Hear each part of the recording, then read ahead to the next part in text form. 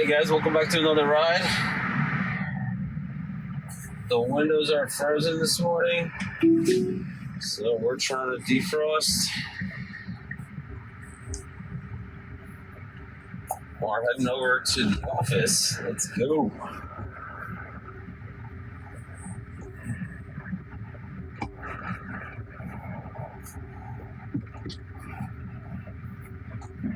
Necessary to slow down here. Speed limit is 25. It came down to 18.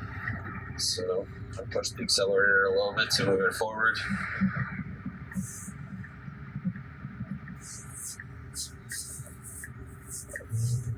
Turn here to the left.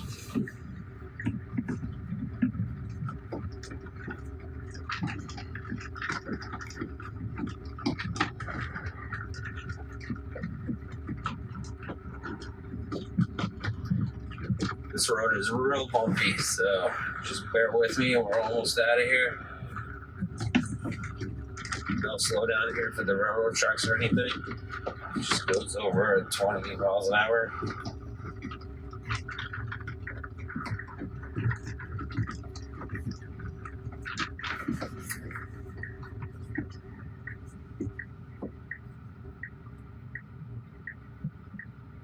Good stop at the stop sign. It's still far away from the line, so the line's right here. So it's a roll up quite a bit to get to the stop sign line.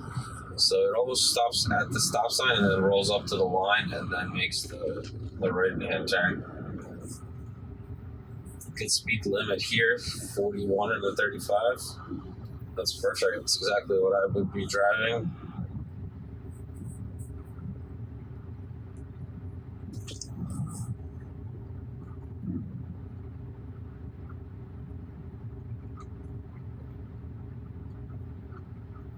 Going to be coming up here to our traffic light. It's nice and early today, so we're going to have sun blasting right into the camera as we drive some of the parts of the drive. And FSD still handles that really well. I'm going to probably end up putting some sunglasses on. And we'll see how it does here.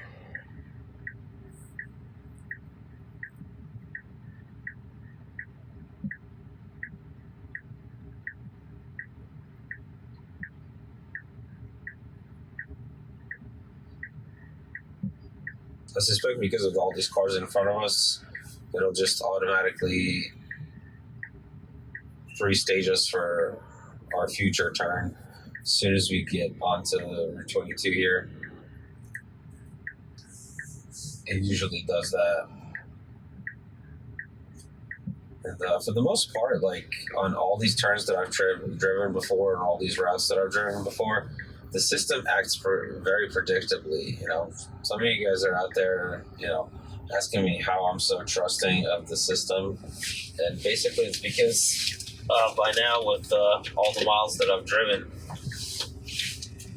and all the rides I've taken, basically gotten a gist of how it's going to react in most places. So that's you know, it gives me the comfort of driving around with my hands in my lap, basically. Like the first couple weeks that I drove on FSD, you know, it was definitely more stressful than normal driving. And I had my hands, you know, just like out here ready to go. But as I'm using the system more and more, I'm learning all the different quirks that it has.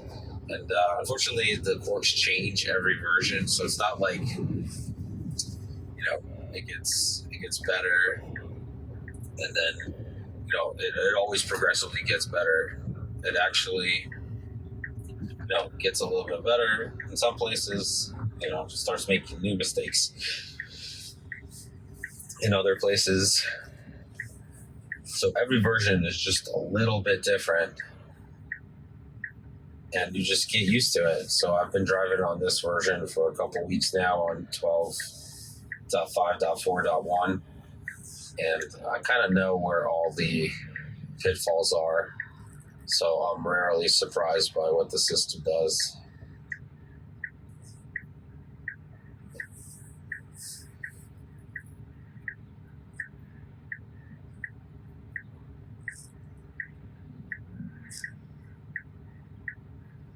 We're just waiting for the green here so we can move forward.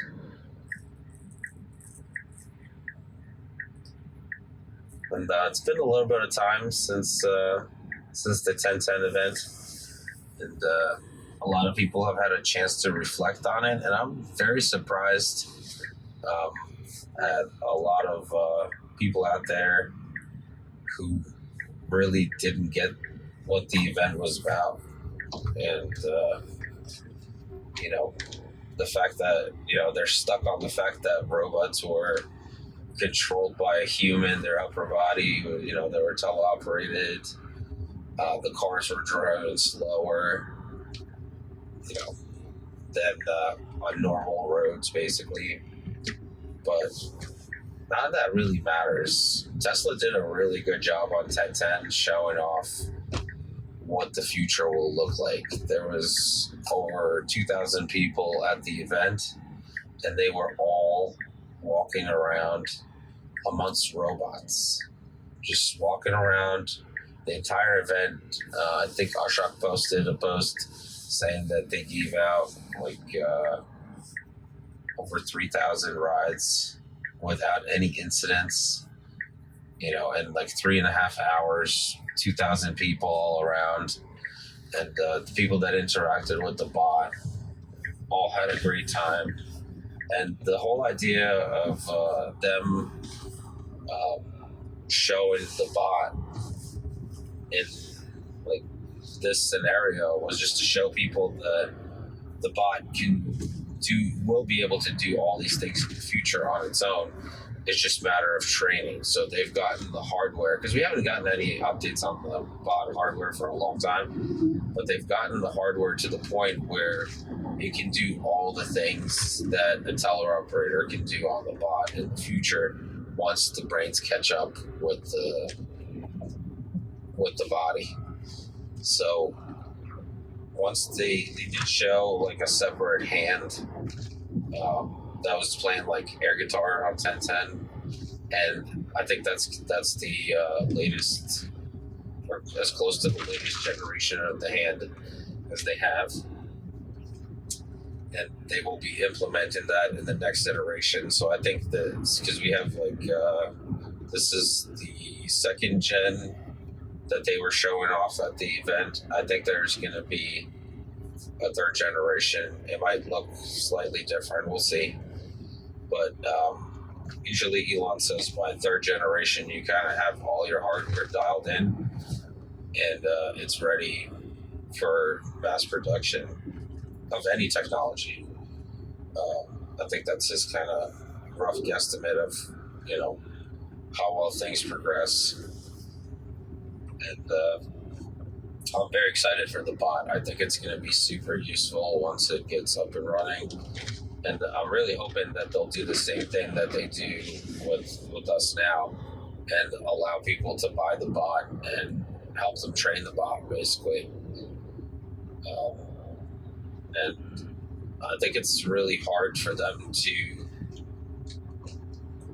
kind of get the algorithm or get the AI in the bot to the point where it can learn from a human when the human just shows it how to do things, like how we learn from each other. Like if you start a new job at a factory and you have a guy on the floor who you're shadowing basically for a little while till you get the job down. So I'm hoping that we're going to have that opportunity of training your own bot that just talks back to the mothership, because we all have different needs throughout the day, and we all train the bot different things, and it would just take the best things from everyone who's training the bot and put them into the best version of itself, basically. Kind of like how FSD cars do it. And I was really excited to hear that the event 1010 had the Robotaxis had the version 13 at FSD. And based on Ashok's post on X, it is almost ready to roll out in production at that time. So it's been like, I think, almost 2 weeks since the event at this point. So, we're getting close. We're getting very close to them rolling out V13 for us to try. Honestly, I hope that I go to the next version first so I can show you guys what the new improvements are in that version, 12.5.6. But we may actually end up skipping that because sometimes versions get skipped by the time it gets to me. So we may end up straight on 13. See what happens. Looks like the highway's very busy today, so I'm hoping we're just going to sneak in between these two trucks here.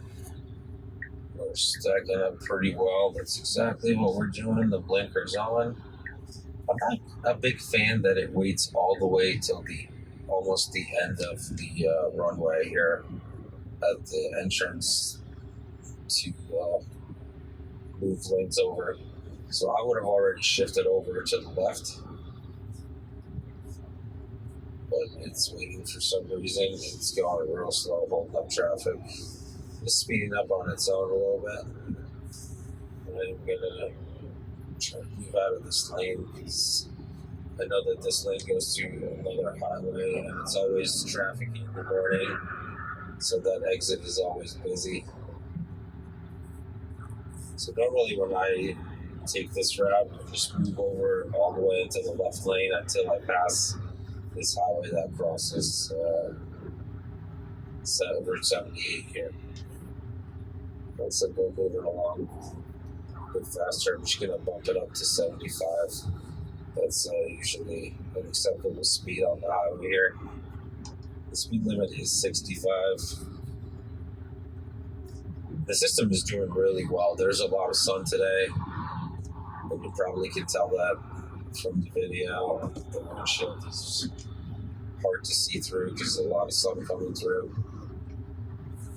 And can't do anything about that. I would move over to the left here. We got plenty of space. So I'm going to put the blinker on to move us over.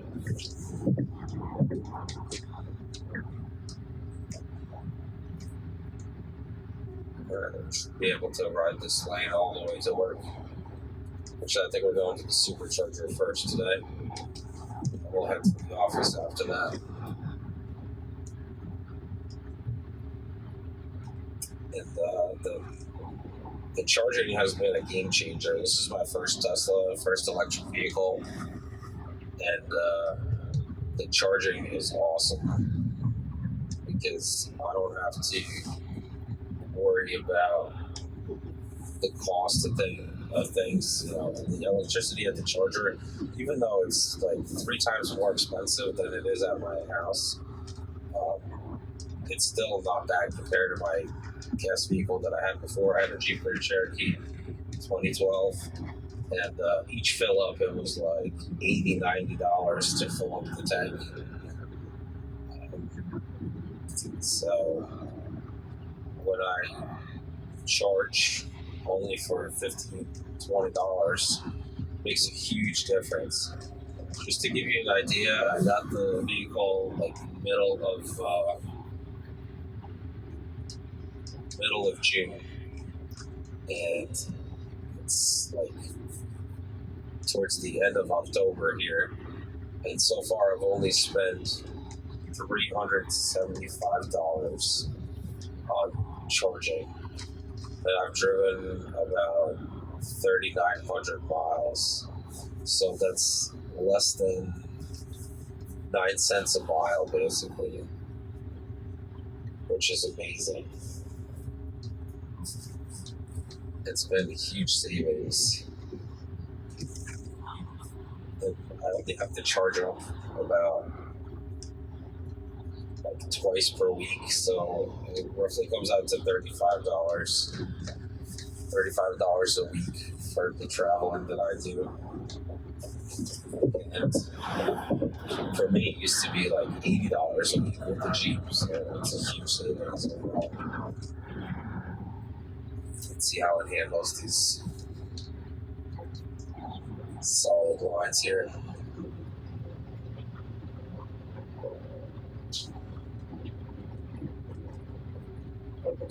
Switch lanes on solid lines. Oh man, she was changing lanes on solid lines. That made me nervous because I thought this truck was going to slam on its brakes, but it actually worked out pretty well. It doesn't look like it's changing lanes or anything. Oh well.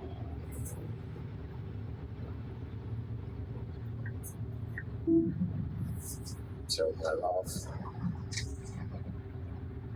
The quickest way to end the blinker is to push it in the same direction where it's blinking. So if it's, you push up to turn the right blinker on. So if you want to shut off the right blinker, you just push it in the same direction and it'll turn off the blinker. You don't have to you can go in the opposite direction as well, but sometimes if you go too far, it'll turn on the other blinker. So the easiest way to shut off the blinker is to turn it on into the same direction. Wow, a lot of sun here on this turn. And FSD staying solid in its lane, no issues whatsoever. I don't think we're going to be done with the sun for a little while. So, the chilly morning this morning. I mean, we're at the end of October, and it's like 39 outside, 39 Fahrenheit. So it's had a little frost on the window this morning. So I'm gonna have to start accounting for that when I get out there in the morning to make sure that I keep the battery a little bit higher than I did before.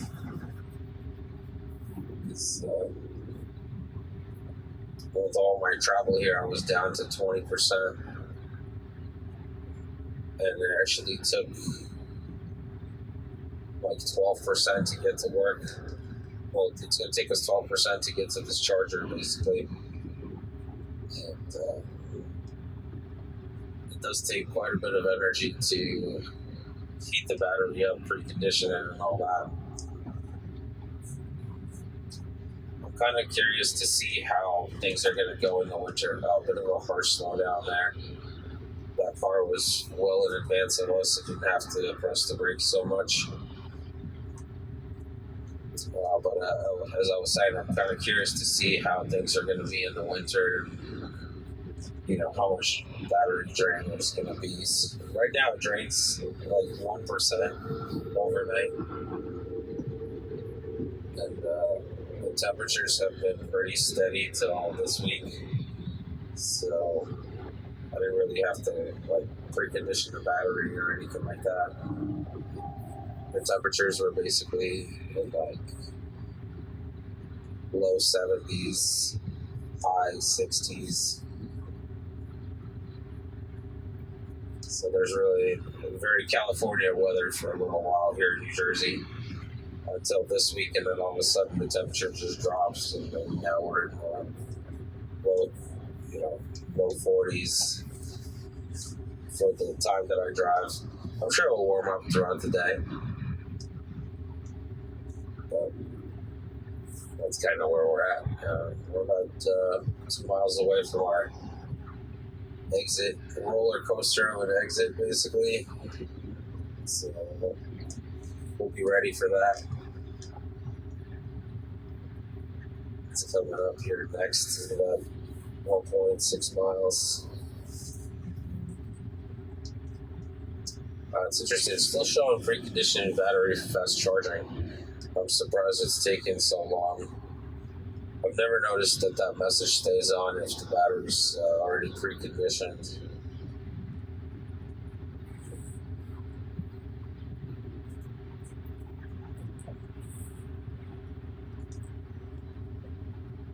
But as you can see, the car's driving really well.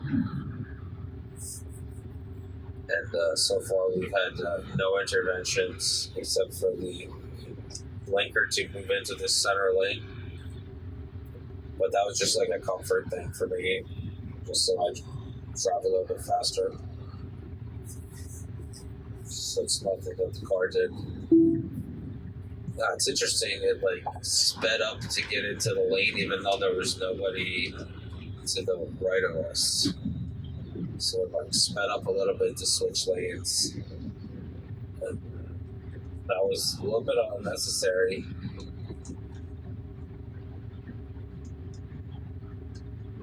We're coming up to our exit here, 0.3 miles. So it's pre-stage at like 0.5 miles, which is really good.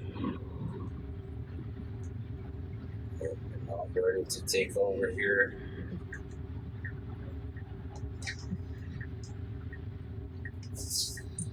Yeah, it's still in control.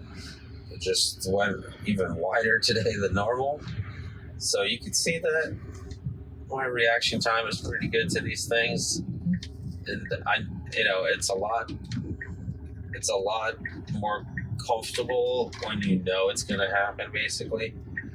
So, it's something that I run into on that turn on a daily basis. So,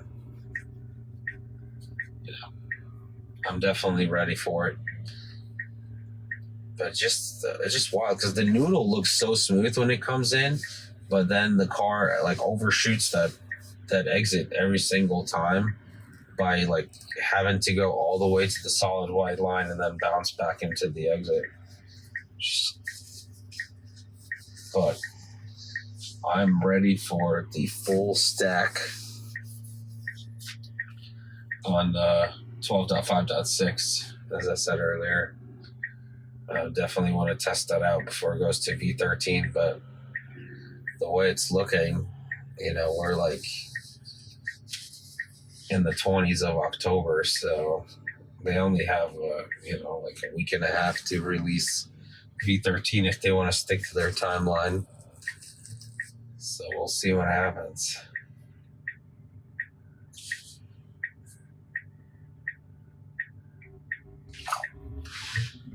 Right. Awesome. Getting into the left lane here, perfect. We're just hitting every traffic light there is today. Got another red light here. Could slow down. Overall smoothness of this build, though, is very comfortable. 12.5.4.1. It's got its smoothness back. Very comparable to the other best version I've driven. 12.5.3. 12.5.1.3 was my best version that I've driven so far.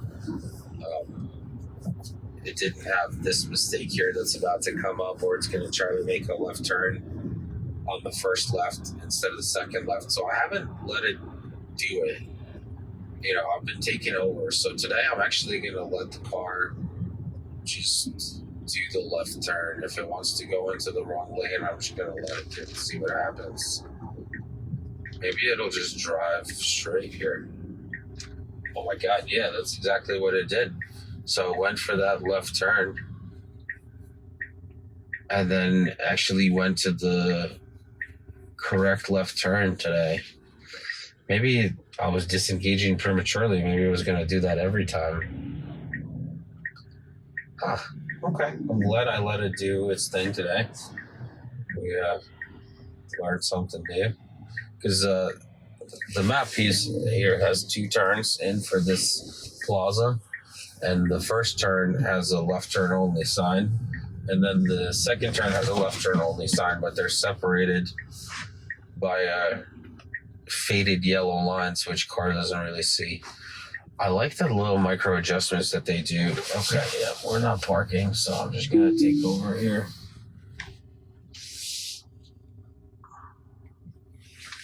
All right, action-packed supercharging here. So, let me see here. We'll go into this one. Yeah, look, all the stalls are full except 2 out of the 8 that they have here.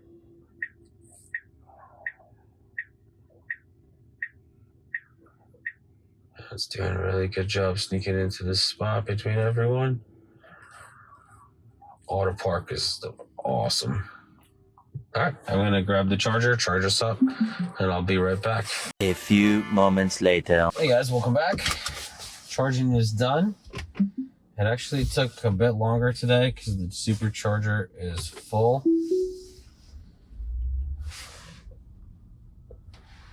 And basically we came at about 8:20 and we were done by 9:05, so that's about 45 minutes. But it was charging at like 75 kilowatts an hour.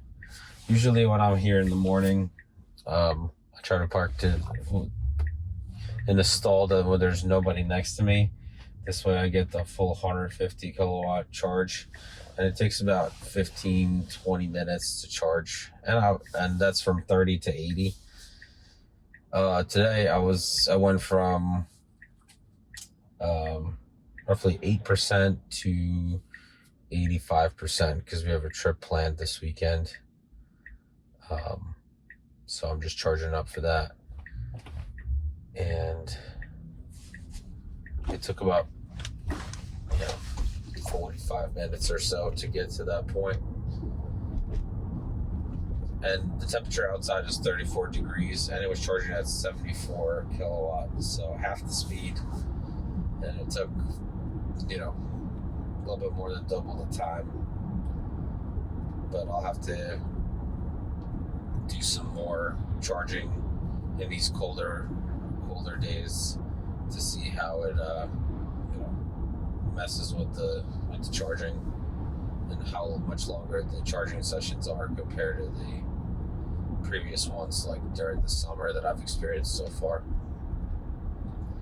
Also saw some things that might like freak new owners out. So there's a couple of Teslas on either side of me that after charging, all of a sudden there's starting to be like smoke coming out from the front area and like from under their tires. And they were in a bit of a panic.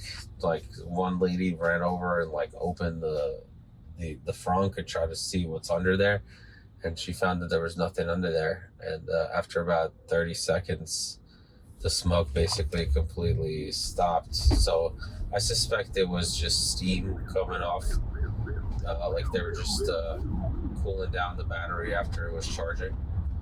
So just keep that in mind, that it's possible that after you're done charging and you unplug, you may get some steam coming out from underneath your vehicle. And chances are your car is not on fire. But it did happen to two people at the Supercharger. One lady was panicking, and then another one, the guy didn't even care at all. He was just sitting there. And then 30 seconds later, all the steam was gone, and he was just pulled away. So something to keep in mind. I was not aware that happens. So it was interesting to see, but now you guys will know, just in case in colder weather, you may get some steam coming off the front end from under the tires and in the front area after a charge. It didn't happen in my car. I was hoping it would happen in my car so I can film it, because I felt weird like filming other people's cars, especially the lady when she was in a crisis. Didn't feel right to try to record her car. But I did roll down my window and kind of told her that, it's pretty normal that steam would come off, when they're trying to cool down the battery after charging. So she did feel a little bit better after I spoke to her. Let's see what we got. We got a little bit of traffic here. I think it's right by a school here, so they probably have buses coming in and out, or parents doing drop off. Oh yeah, there goes one.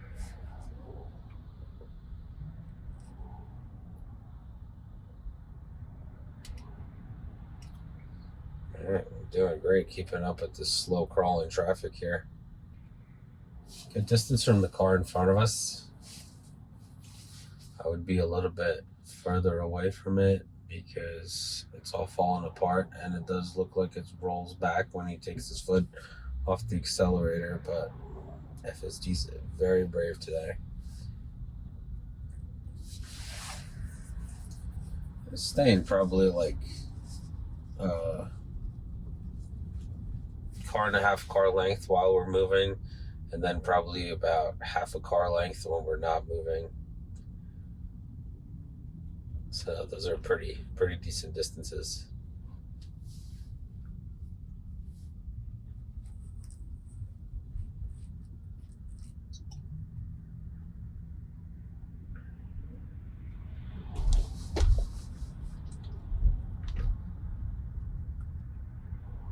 Luckily, FSD excels in situations like this where there's a bunch of traffic.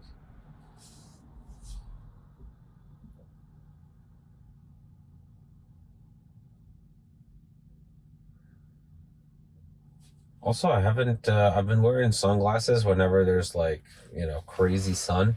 And I haven't had any issues with the monitoring system switching off or anything like that. So it's definitely stabilized. Because in the beginning on this version,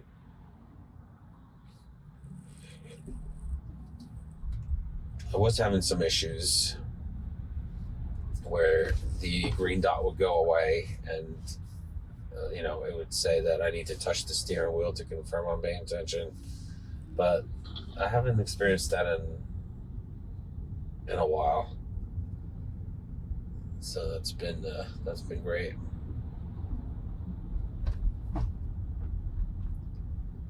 But it's not fun driving like directly into the sun.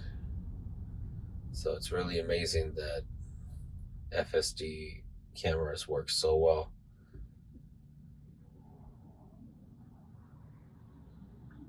And it used to actually, on previous versions, it used to sometimes say that the FSD was degraded. Come on, bud. It's been green for a while. All right, this is interesting. So we have a BMW behind us with the blue light on, which usually means fireman. Let's see what FSD does here. We'll pull off to the side. So he's right behind us. And legally, we don't have to pull off for him. He is flashing his lights for us. So I'm going to take over here and let him pass.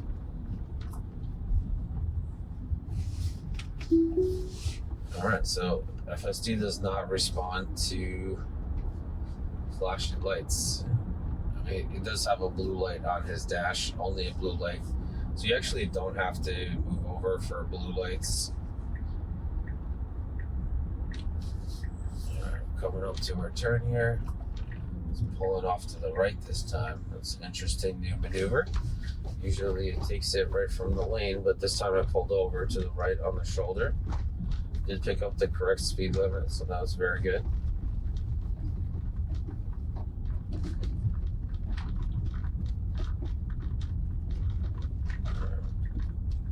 Got a couple final turns here.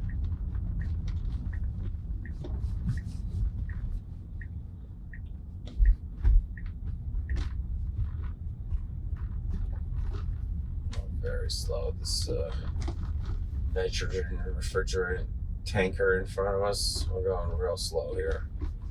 Let's see how it handles this turn. It's been a lot better with this turn. It is taking it a little bit wider, and it does correct a lot earlier than it did before. There's somebody behind me, so I'm just gonna push the car a little bit because this young man behind me is like, what the hell is this guy doing? Why is he driving so slow through this turn? Little does he know, I'm not even driving. All right, guys, we made it. We're here at the office. Thank you guys so much for watching. Like, subscribe, hit that notification bell so you're notified when the next video comes out. Take care of yourself, your family, and have a great day. Oh yeah, nice parking here. I might have jumped the gun on the outro here, but it's all good. All right, a lot of maneuvering. All right, guys, have a good one.